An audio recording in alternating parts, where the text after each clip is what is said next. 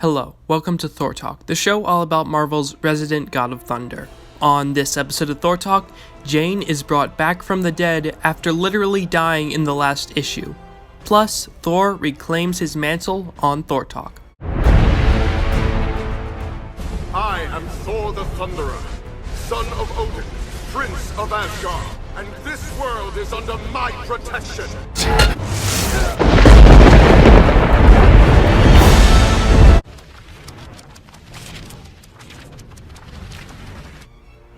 Thor number 706 was written by Jason Aaron and published in April of 2018. The story begins on the moon, where the Asgardians stare in disbelief at Jane Foster's lifeless body, realizing that she was the woman who wielded Mjolnir and she died defeating Mangog. As Thor growls in despair, we find Jane in a misty fog as she stands before the gates of Valhalla. But she cannot just walk in, as to enter the halls of the honored dead, you must be chosen by the ruler of Valhalla, Odin. Odin stammers angrily at how Jane stole Thor's birthright and his very name, but also how she gave her life to defeat the Mangog, which saved the lives of all that Odin holds dear. Odin agrees that she died a glorious death, and allows her to enter Valhalla. Jane stares at the beauty of the realm, but does not enter. Odin tells her that all who fall valiantly in battle are his children, so he asks his new daughter what troubles her. Jane says that she wasn't ready to die. Back on the moon, Asgard's healers attempt to revive Jane, but she says that the cancer has damaged her body so much that it cannot be revived. Meanwhile, with Mjolnir destroyed, the god Tempest that once powered the hammer is free, and the most powerful storm in the universe nearly tears the moon apart with its very presence. Thor buries his axe into the moon and screams at the god Tempest. Then, the god of thunder channels the most powerful storm ever known and uses it to try to revive Jane. At the gates of Valhalla, Odin once again beckons Jane to claim her eternal reward, but she writhes back and forth in pain despite already being dead as Thor tries to revive her. Odin sees through the void that Thor and the storm are trying to revive her as the healers check Jane's pulse, but she is still dead. Thor tries again to revive her, and the storm vaporizes his shirt and melts his arm made of black uru.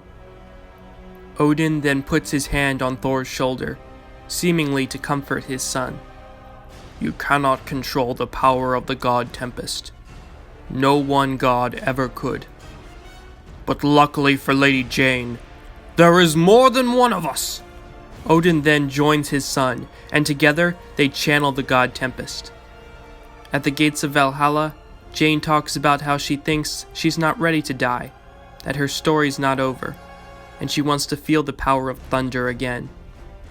Thor asks his father if it is too late, but the All-Father says that Jane is refusing to cross over to Valhalla, as she is convinced that her story is not over. So together, father and son hit Jane with all the power of the god Tempest. A massive explosion knocks the gods back, lightning crackles around Jane's eye, and she awakes. As the gods rejoice, the god Tempest dissipates, gone with all its power used up to revive Jane.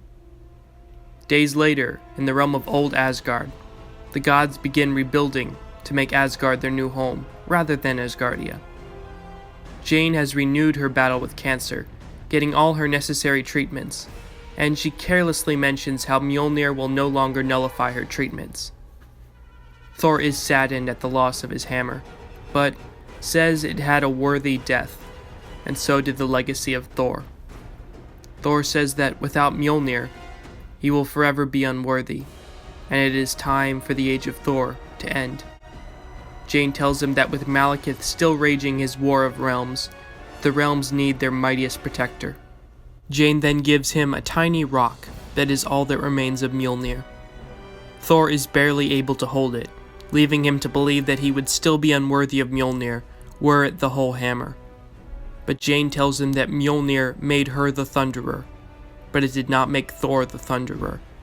He did that by himself. Jane tells him that he must once again reclaim his mantle. saying that she showed him what she could do with Mjolnir.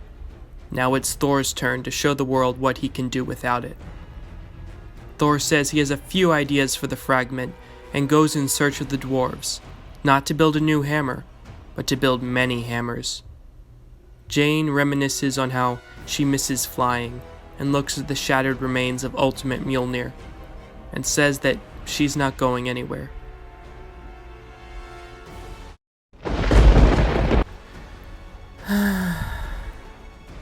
Okay, I get it, Jason Aaron. You don't want Jane to be dead in order for Thor to reclaim his mantle because you love your creation and you're going to make $1 million once Marvel comes to make a movie about her in Phase 43. That's fine. I've made my peace that you're never going to respect Thor as a character again. But you can't make a huge event out of killing Jane Foster, kill her off, and then bring her back in the very next issue. That is deceptive, and it's lazy writing. Okay, quick spoilers for the season finale of Season 6 of The Walking Dead from 2 years ago. Okay? At the end of the episode, Negan has basically what is all of the main characters lined up and tells them that he is going to kill off one of them. He then proceeds to do so in a way that you can't tell who died, and then the episode ends, so you have to wait until the next season to find out who he killed. Now imagine if in the Season 7 premiere, we find out that he didn't kill anybody. Maybe whoever he hit, they survived. They were healed. Or maybe he was actually beating up Carl's pet pig Norbit that we've never seen before. There would be riots. People would be more upset about being lied to than if Negan actually killed off their favorite character. If we're told that someone is going to die, we expect it to stick. We expect it to matter. People don't like being lied to. And it's not like Jane was brought back days later through super magic. No, she was resuscitated, just like we do in an everyday hospital. Sure, there was a god storm involved, but if you asked me how your own mother was doing, I wouldn't say, she died. Such a tragedy. And then wait 5 minutes and say, oh, by the way, she was resuscitated immediately afterward. Isn't that great? You would probably kill me, but not be charged with murder because I'd be resuscitated and not dead, so it doesn't matter. On a side note, it was kind of cool to see Thor channel the god Tempest, and it's good to see Odin not portrayed as a one-dimensional tyrannical villain despite being a benevolent ruler over Asgard for 40 years, but let's just hope the next Thor issue is better.